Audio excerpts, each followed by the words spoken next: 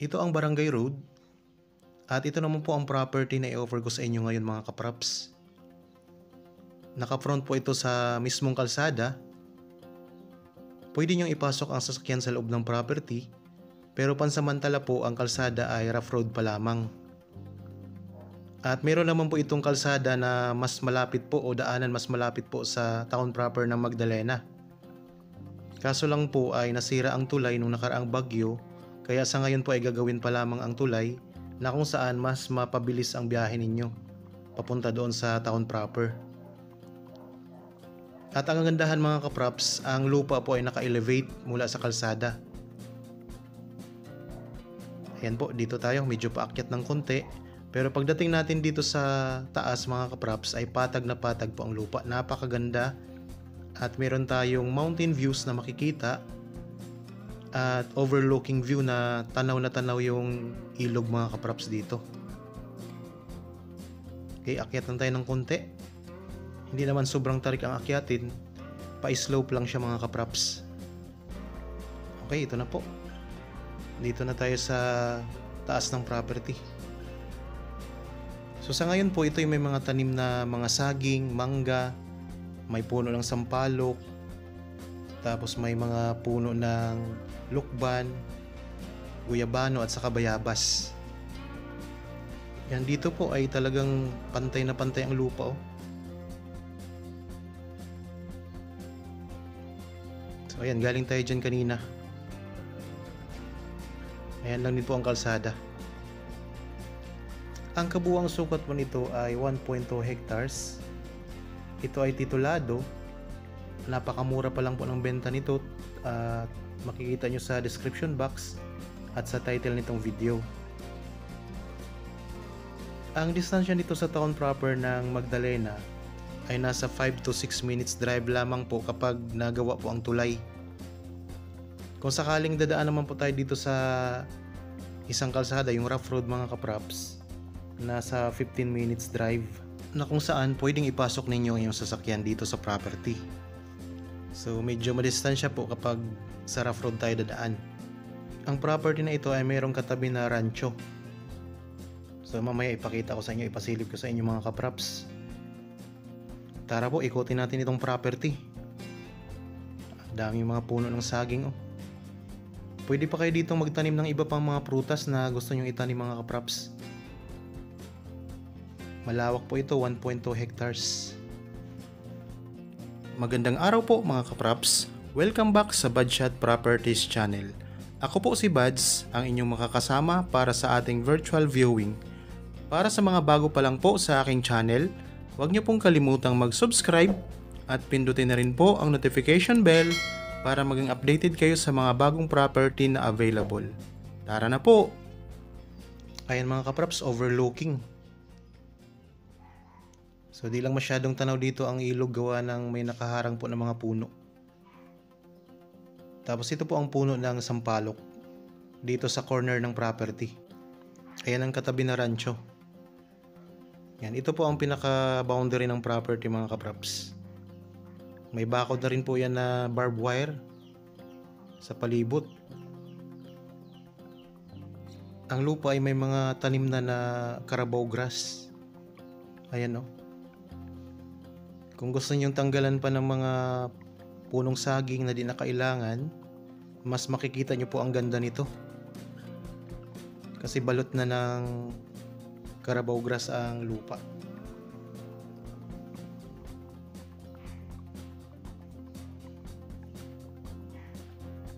Okay, mag-iikot po tayo. Samahan nyo lang po ako, sundan nyo lang po ako. Panoorin po ang video hanggang sa dulo. At kung sakaling magustuhan nyo ito mga kapraps, pwede kayong magpa-schedule ng actual viewing or tripping dito sa property. So pwede kayong magpa-schedule sa amin. Kontakin nyo lang po ang mga contact details na nandyan sa inyong mga screen. Meron tayong Viber, cellphone number, Facebook Messenger, at pwede rin naman po kayong mag-direct message dito sa YouTube channel mga kapraps. Yan, patag na patag po ang lupa dito. May access na po ng kuryente at saka tubig. Magpapalinya na lamang po kayo dito mga kapraps. Pwede kayo magtayo ng inyong rest house. Pwede nyo rin po itong i-subdivide kung sakaling gusto nyo gawing business. Habang mababa pa lang po ang presyo nito, ano pang hinihintay ninyo mga kapraps?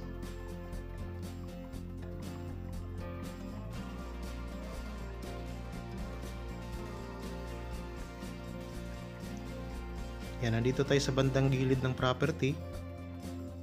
Lilibutin po natin ito. Medyo malawak, 1.2 hectares. Sa mga viewers po pala ngayon na mayroon ding mga property na gustong ibenta na hindi pa ninyo nahanapan ng buyer mga kapraps, pwede namin kayong tulungan. Kapag nandito kayo sa lalawigan ng Laguna, pwede namin puntahan ang inyong property para makuhanan po ng video.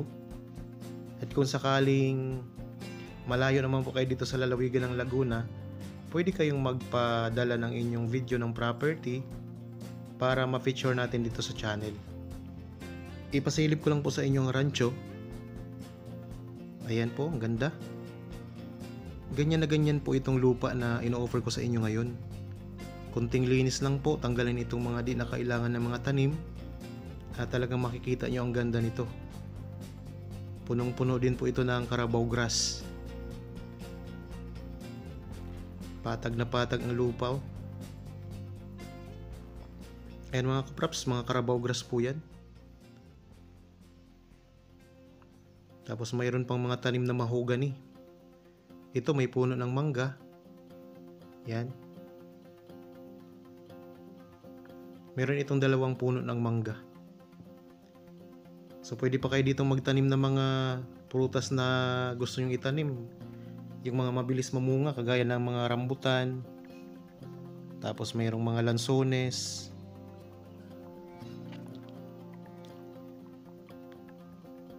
Dami pang pwedeng itanim dito.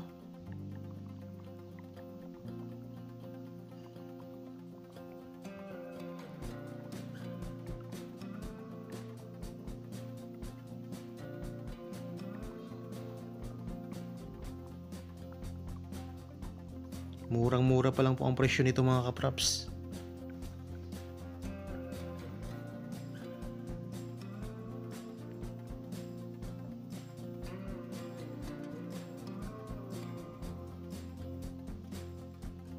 Yan, ito pa ang isang puno ng mangga.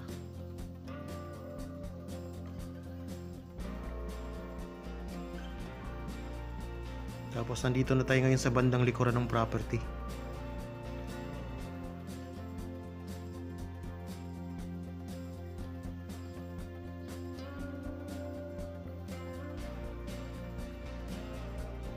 Nakabakod na po ito palibot oh. Ayan, may bakod pa dito sa likuran. Ito rin yung pinakalikuran ng property mga kapraps.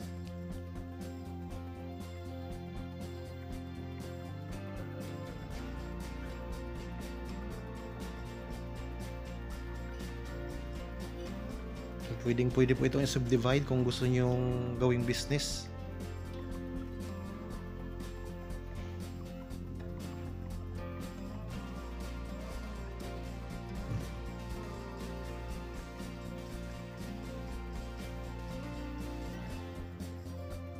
Ito yung bakod sa likurang bahagi ng property. Dito sa may bandang likuran, tanaw natin ang mga mountain views na ang gaganda.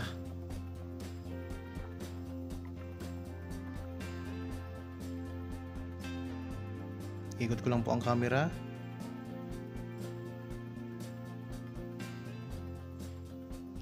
Ito ang pinaka-corner ng property. Yan.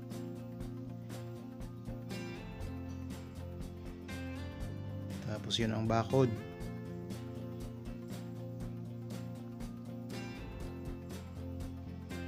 Naka-barbed wire na po ito mga kapraps. Bagong barbed wire lang yan.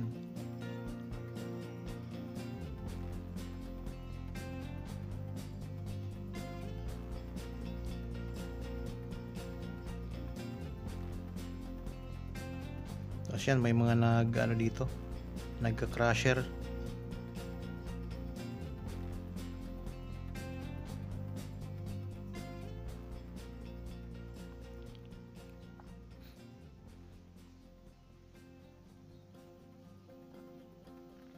So kung interested po kayo, pwede nyo kaming kontakin sa mga contact details na ayan po sa mga screen nyo mga kapraps.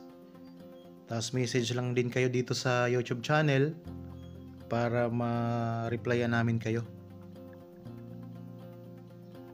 Kung sakaling meron kayong mga kaibigan, kakilala, mga kamag-anak na naghahanap ng property na gustong gawing investment, baka pwedeng i-share nyo po itong channel mga kapraps para mapanood nila po at makapamili sila ng mga property na magugustuhan po nila. Sa mga subscribers ko po na laging nag-aabang sa aking mga pinupost na video, sana po ay makahanap na kayo sa pamamagitan namin ng property.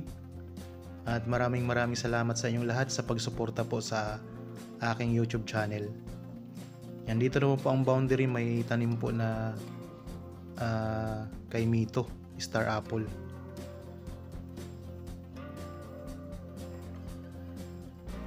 Dito naman tayo ngayon sa bandang gilid ng property sa may right side.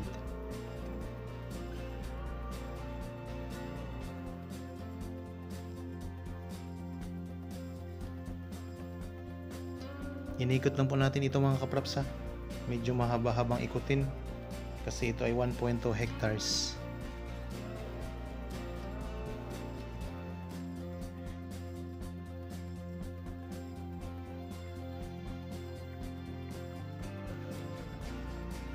Yan, mga puno ng bayabas. So wala tayong makitang mga kapraps konting slope, wala tayong ganun makikita dito. Talagang patag na patag ang lupa dito sa property. So doon lang medyo pa slope sa may bandang pag-akyat mula doon sa kalsada, pero dito sa taas ay talagang napakapatag. Hanggang dito po ang daming mga Carabao grass, talagang nababalot ng Carabao grass itong lupa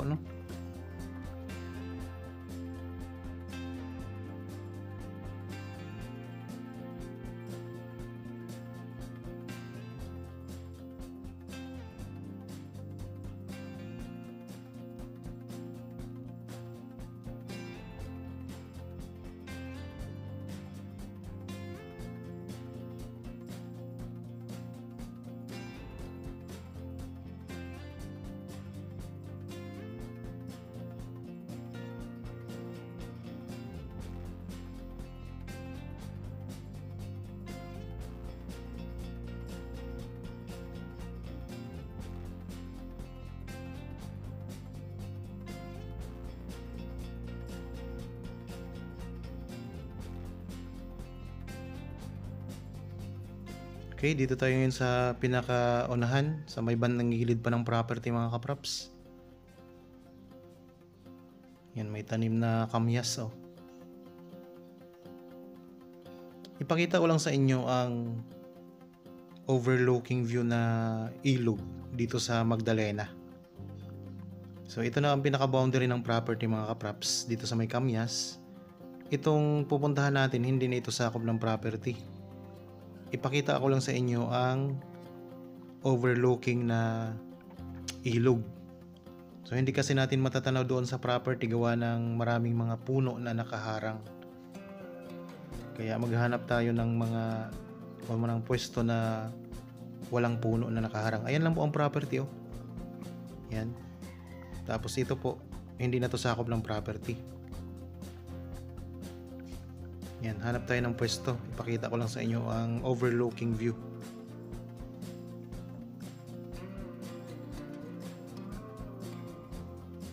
Ayan mga kapraps, ang ganda.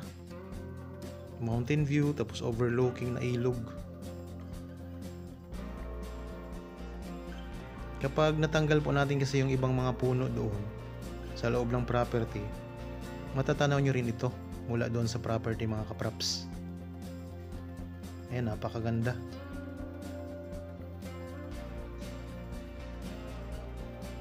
Nakaka-relax ang view dito.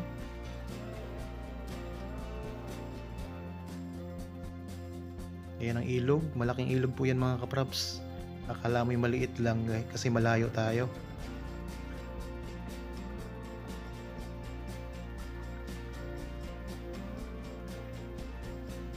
Laki niyan.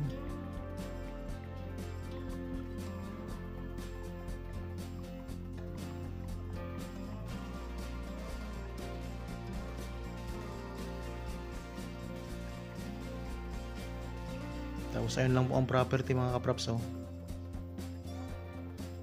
Yan, puntahan natin. Punta ulit tayo sa property. Ilang hakbang lang po, mararating na ulit natin ang property.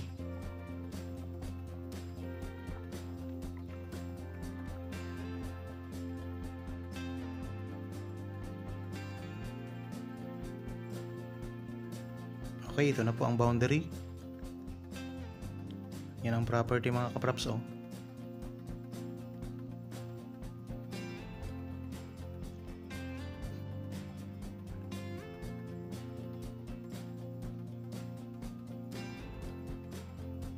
Ayan, ang overlooking, hindi natin tanaw dito gawa ng mga dahon ng mga halaman o mga tanim. So pero napakalapit lang po mga kaprops. Kapag wala yung mga dahon na yun, kapag natanggal ang mga dahon, tanaw na tanaw natin ang overlooking views.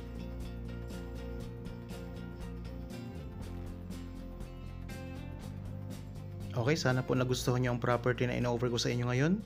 Para po sa mga bago pa lang sa aking channel at napadaan lamang po dito sa aking channel, huwag niyo pong kalimutang mag-subscribe at pindutin na rin po ang notification bell para maging updated kayo sa mga bagong property na i-offer po namin. Maraming salamat po, lagi tayong mag-iingat at God bless po sa ating lahat mga kaprops.